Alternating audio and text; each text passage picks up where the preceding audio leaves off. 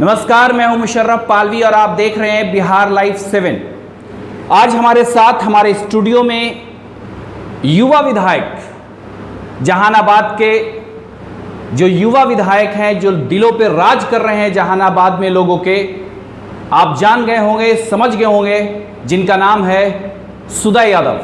हमारे साथ आज हमारे स्टूडियो में मौजूद हैं। आइए कुछ जो बातें हैं आज उनसे हम जानते हैं। सबसे पहले तो बिहार लाइव 7 में आपका स्वागत है। और जो सबसे पहले सुदय जी, अभी की जो राजनीति चल रही है तो हम उस पर सबसे पहले चर्चा करेंगे। राजनीति यूँ समझ लिया जाए कि अभी जो परसों की घटना है कि जो गोपालगंज जाना चाह रहे थे तेजस्वी यादव जी, लेकिन किसी कारणवश जो राजनीति हो या क्या है, क्या कहना चाहेंगे उस पर? सबसे पहले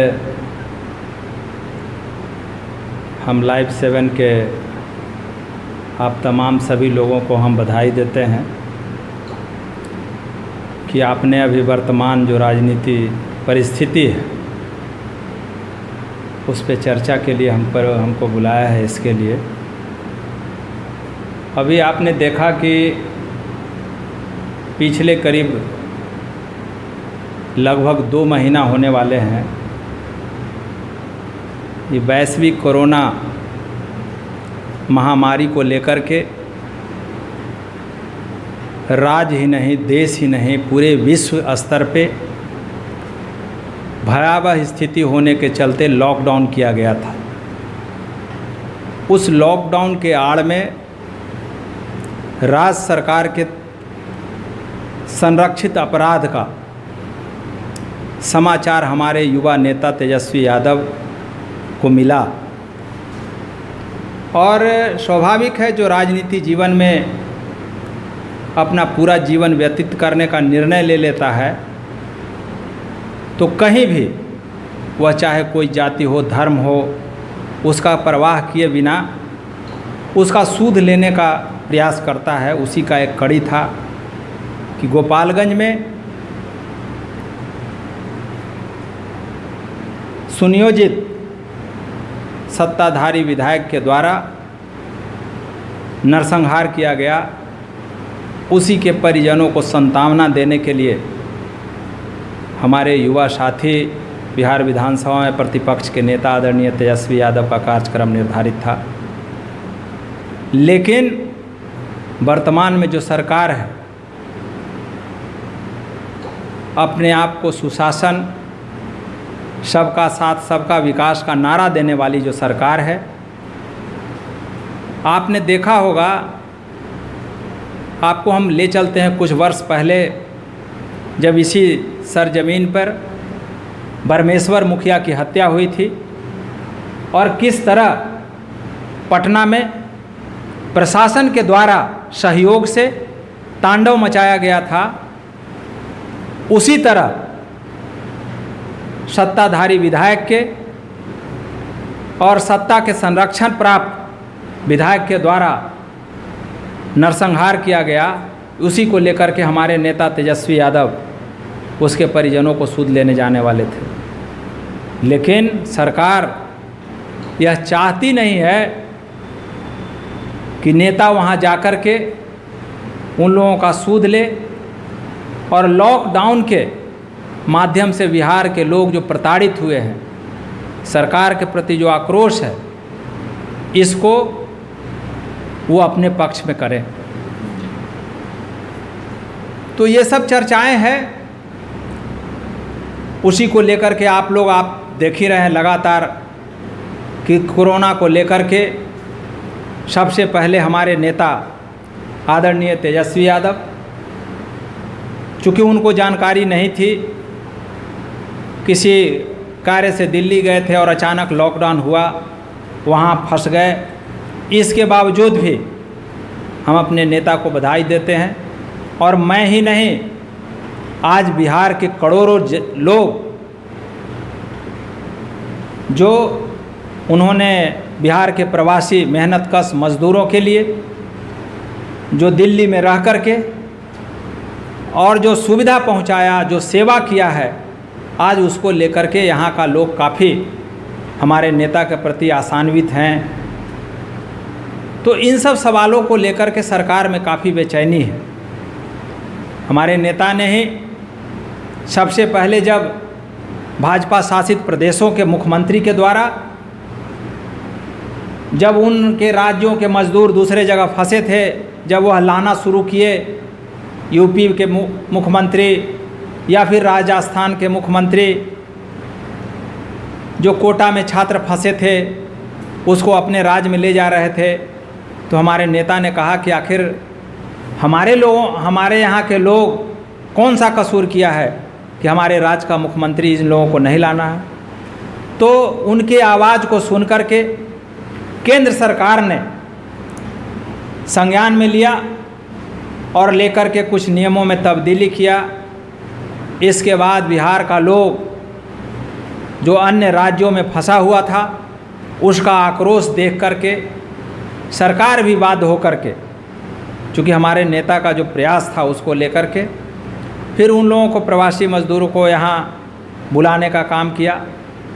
इसके बाद भी आप देख रहे होंगे कि जो परिस्थिति यहाँ क्वारंटाइन सेंटरों का है, सरकार ने जो मानक बनाया है वो कहीं भी, आप लोग भी आए दिन क्वारंटाइन सेंटर का निरीक्षण कर रहे होंगे, आप लोगों को भी अनियमितता कई जगह से लोग उसी सेंटर से वीडियो बना करके और समाचार के लोगों को उपलब्ध कराने का काम कर रहे हैं, सोशल मीडिया को, इलेक्ट्रॉनिक मीडिया को, प्रिंट मीडिया को, और कई जगह जो निडर निर्भीक पत्रकार हैं उसको दिखाने का भी काम कर रहे हैं, उसको छापने का भी काम कर रहे हैं। तो इन सब सवालों को लेकर के हमारे नेता पूरी तरह कटिबद्ध हैं, दृढ़ संकल्पित हैं।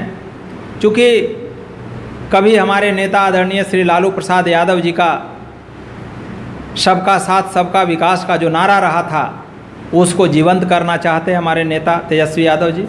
तो इन सब सवालों को लेकर के लगातार, क्या लगता है कि नीतीश जी से अब बिहार नहीं संभल रहा है? एकदम जीता जागता उदाहरण है। आप देख लीजिए कि अभी वर्तमान में बिहार के डीजीपी का जो बयान आता है बड़ा हास्यास्पद होता है कि अपने कहते हैं डीजीपी बिहार के कि अगर मैं भी निकल जाऊं तो अपने आप को सुरक्षित नहीं महसूस करता हूं। आप देख लीजिए कि कानून कैसे काम करता है। कानून असहज असहाय के लिए दूसरे तरह का कानून है, और जो संरक्षित अपराधी है उसके लिए दूसरे तरह का कानून काम कर रहा है।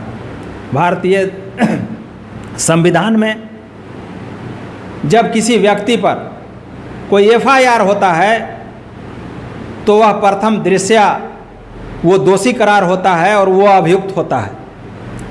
अगर किसी आम आदमी को किसी केस का मुद्दाले बनाया जाता है तो उसके बारे में नहीं बोलती है सरकार या कानून कि हम इसको जांच करा लेंगे तब गिरफ्तार करेंगे।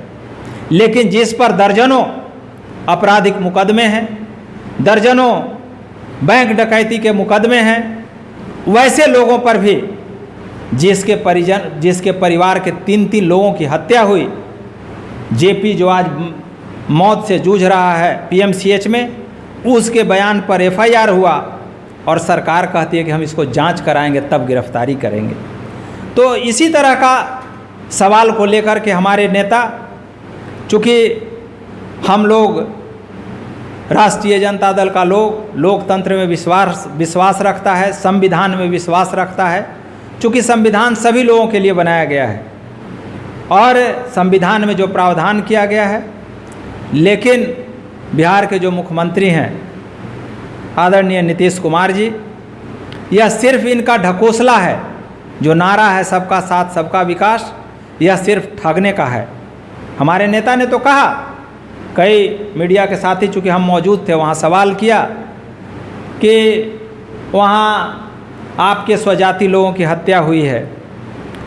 जब हम लोग उसके एक दिन पहले गवर्नर से मिलने गए थे तो उस पत्र में हमारे नेता ने जिक्र किया है कि गोपालगंज में चाहे वह किसी तिवारी की, चाहे किसी दुबे की, चाहे किसी चौबे की, जिन लोगों की भी हत्या हुई है उसकी सीबीआई जांच कराई जाए और हम कहीं भी पक्षपात और जातिवाद करने के लिए राजनीति नहीं करते हैं। देखा जा रहा है कि हाल के दिनों में बिहार में भी कई जगहों पर जंगल राज का, जैसा कि लोगों का कहना है, मर्डर हुआ है, या जैसा भी आप बता रहे हैं कि गोपालगंज में भी जिस तरह की घटना हुई, और भी कह जाओ, तो क्या लगता है कि बिहार फिर से एक जंगल राज?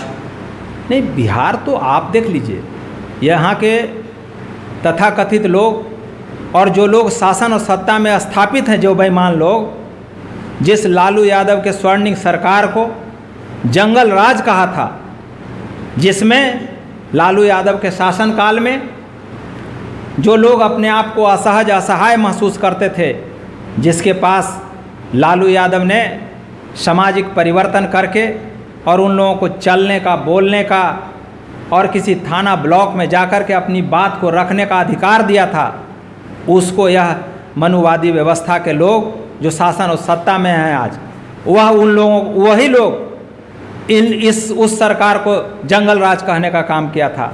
लेकिन आज आपके माध्यम से भी हम सरकार को सूचित करना चाहते हैं कि आज एक आम आदमी भी अपनी बात को थाना में जाके नहीं रख सकता है, ब्लॉक में जाके नहीं रख सकता है, तो इस राज को क्या आप कहेंगे? इस राज को तो महाजंगल राज कहेंगे। हम तो स्वीकार करते हैं कि कुछ गलतियां हमसे हुई होगी उस 15 साल के शासनकाल में, और आप 15 साल कह के कितना दिन बोलोगे? आप 15 साल में कौन सा काम किए, यह तो बताइए। हमारे नेता ने, आदरणीय लालू यादव और राजमाता श्रीमती राबड़ी देवी की जो सरकार थी, उसमें इस बिहार को कई दर्जनों मतलब विश्वविद्यालय देने का काम किया। जब हमारे नेता बिहार से केंद्र में जब मिनिस्टर हुए, तो आप देख लीजिए रेल में कई कारखाने देने का काम किए। तो लगातार वह उद्योग धंधा के प्रति भी, शिक्षा के प्रति भी सजग थे, सचेत थे, और सबके तरफ उनका विकास के तरफ ध्यान था। लेकिन जो कुछ चंद लोग थे, वह इनके सरकार को बदनाम करने के लिए जंगल राज का संज्ञा देने का काम किया था। सर, स्थानीय विधायक हैं, कोरोना का दौर चल रहा है, बहुत सारे मजदूर बाहर से आए हैं, आप स्थानीय विधायक हैं, उन मजदूरों के लिए, उन लोगों के लिए जो यहाँ भी बेबस हो चुके हैं, बेघर हो चुके हैं, या बहुत सारे लोगों का काम ख़त्म हो चुका है, उनके लिए सर आप स्थानीय विधायक के नाते क्या करें? देख लीजिए, चूँकि हम आते हैं, हम अपने आप को लगातार जब भी कभी हम बोलते हैं कि हम मुद्रिका सिंह यादव का बेटा हैं, तो हमको एक ताकत मिलता है। और हमारे पिता का रास्ता रहा था कि समाज के अंतिम पादान का लोग है, जो खेतों में काम करता है, जो खलिहानों में काम करता है, उनमें आस्था था, वही हमारा भी है। हम लगातार, आप देखे होंगे कि लॉकडाउन की स्थिति थी, कई बार हमारी बात जिला पदाधिकारी से भी हुई, उन्होंने चाहे जिस रूप में हमको कहा कि विधायक जी आप लॉकडाउन में घूम रहे हैं, हमने कहा कि जनता ने हमें जिम्मेवारी दिया है और हमको बंद रहने के लिए जिम्मेवारी नहीं दिया है। हम उन लोगों का सूद लेंगे कि यह जो बीमारी है, यह जो महामारी है, उसकी हम जाकर के जानकारी देंगे, और जो यह लॉकडाउन हुआ है वह उनके बचाव के लिए हुआ है।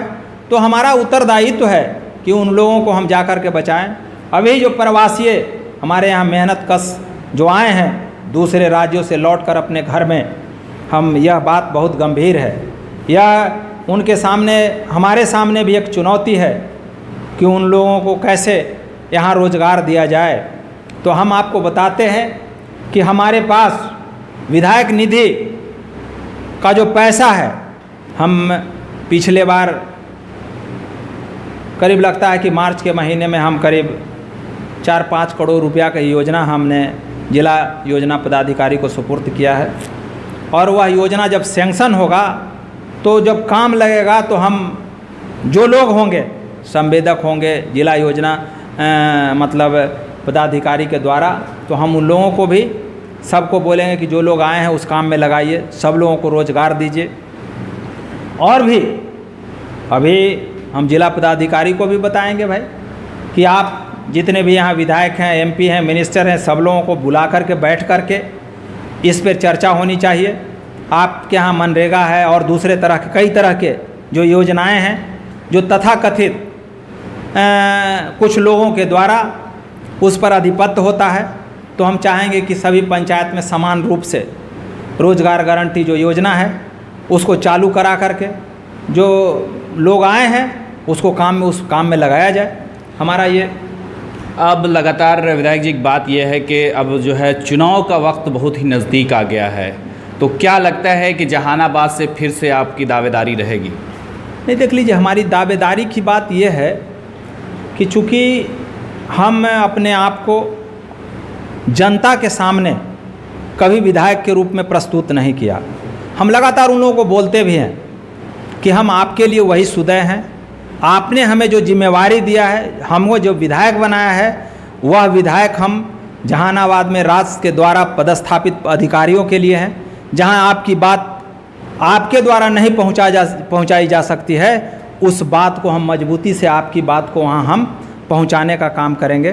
तो इन सब बातों को लेकर के, और हमारे पास तो अल्प अवधि का समय मिला था, उसी में हम सभी लोगों को, आप देखते होंगे तमाम हम मीडिया के साथियों के साथ जहाँ भी कोई घटना होता है, सुख दुख होता है, किसी का कुछ काम होता है, तो हम अगले पंक्ति में खड़ा होकर के उसको सहयोग करने का हम काम करते हैं। और कहीं भी कुछ बात होता है, जब भी कभी असहज असहाय लोगों पर जुल्म अत्याचार होता है तो उसका हम प्रतिकार भी करते हैं। अभी कल ही की घटना हुई है, कल ही की लाखापुर पंचायत के बगाही गांव में एक हीरा नट जो अपने आप को एकदम असहज है, कुछ सामंती विचार के लोगों के द्वारा, जो अपराधी मनोवृत्ति के प्रवृत्ति के द्वारा, लोगों के द्वारा उसके घर को जला दिया गया है। हमने गया, उसका सूद लिया और सूद लेकर के यथासंभव उसको मदद करने का काम किया। और जिला प्रशासन से भी हमने बात किया, डीएम से, एसडीओ से, सीओ से, कि जो सरकारी प्रावधान किया गया है आपदा के समय में आपदा पीड़ितों के लिए, उसको आप उपलब्ध कराइए। इसी तरह कई जगह, एक जगह और है यहाँ गोनवा पंचायत का रसीदपुर गांव में एक किसान का 3 मवेशी चारा चरने से उसका मृत्यु हो गया, वहाँ भी तो हम लगातार काम भी हुए। और फिर आम लोगों की जो समस्या है उसको लेकर के जिला प्रशासन, पुलिस प्रशासन जो है, उन लोगों से मिल करके उसको निपटाने का काम किया करते हैं। जो तेजस्वी जी को गोपालगंज नहीं जाने दिया गया, उसके पीछे क्या रीज़न मानते हैं? यह पूरी तरह तेजस्वी यादव के कार्यों से, तेजस्वी यादव का भी जो एक्शन है उससे पूरी तरह राज्य सरकार घबरा गई है। चूँकि राज्य सरकार के संरक्षण में जो वहाँ अपराध हो रहा था उससे काफ़ी सरकार डरी हुई थी। और चूँकि हमारे नेता ने कहा था कि हमको कुछ नहीं, मैं वहाँ जाऊँगा और जो वहाँ पीड़ित परिवार है, सरकार के नियमों का पालन करते हुए, जो चूँकि लॉकडाउन चल रहा था तो उसके नियमों को पालन करते हुए हम वहाँ के लोगों से, उनके परिजनों को सांत्वना देंगे, इसके बाद हम लौट जाएंगे। लेकिन पता नहीं सरकार कितना डर गई है तेजस्वी यादव के इन कार्यों से, तेजस्वी यादव का जो लगातार जनता के प्रति जो काम करने का जो ये हो रहा है उससे। तो इन सब बातों को लेकर के सरकार पूरी तरह घबरा गई थी। और आप देखिए ना, अभी कल भी तेजस्वी यादव जी नौबतपुर गए थे, एक पासवान जाति का एक लड़का का हत्या हो गया था, वहाँ भी आज भी आपको मोकामा में दलित परिवार के 2 लोगों की हत्या हो गई थी, वहाँ गए थे। तो इन सब मामलों में सरकार कहीं तुरंत परमिशन दे रही है, लेकिन जब जहाँ सरकार के संरक्षण प्राप्त पार्टी के विधायक के द्वारा जब हत्या किया गया, वहाँ नहीं जाने दिया गया। और बल्कि ये इल्ज़ाम लगाया गया है कि इन लोगों ने लॉकडाउन का पालन नहीं किया है, बल्कि कई विधायकों पे, बल्कि 80 विधायकों पे केस भी दर्ज हुआ है। देख लीजिए, ये तो उनके विशेषाधिकार का मामला है। आप देखे होंगे, अगर मीडिया सही में स्वतंत्र रूप से काम करती तो जो लॉकडाउन सरकार के द्वारा, जो वहाँ लॉकडाउन के समय में 10 नंबर पूर्व मुख्यमंत्री माननीय श्रीमती राबड़ी देवी के आवास के पास जो पुलिस लगाया गया था, वह कोई एक भी न इंस्पेक्टर, न डीएसपी, किसी ने लॉकडाउन का पालन नहीं किया। हम लोग तो पूरा तरह सोशल डिस्टेंसिंग के आधार पे, चूँकि हम लोग को जाना था और जो निर्देश था सब लोगों की एक गाड़ी में एक विधायक, एक ड्राइवर, एक सिपाही, तो सब लोग हम लोग उसी हिसाब से अपना निकलने की तैयारी में थे। लेकिन लगभग हजारों पुलिस वहाँ लगा करके और हम लोगों को बलपूर्वक रोकने का काम किया। तो यानी कि यूँ कहा जाए कि सरकार की किसी न किसी तरीके से नाकामी को देखी जा रही है, जैसा कि हमारे विधायक सुधा यादव ने कहा। और दूसरी बात जो यूँ कहा जाए कि जो कोरोना का दौर चल रहा है, इसमें ज़िले में भी बहुत सारे प्रवासी मज़दूर आए हैं। तो विधायक जी ने कहा कि हमने इसके लिए मार्च ही में जो परियोजना विभाग है उसमें मैंने 4 करोड़ रुपए के आसपास मैंने दे दिया है, और आने वाले दिनों में जब वो पास होगा तो जहानाबाद के जो कामगर हैं, जो प्रवासी मज़दूर आए हैं, उनके साथ साथ जो शहर के लोग हैं जिनको कामों की ज़रूरत है, उन्हें भी काम ज़रूर दिया जाएगा।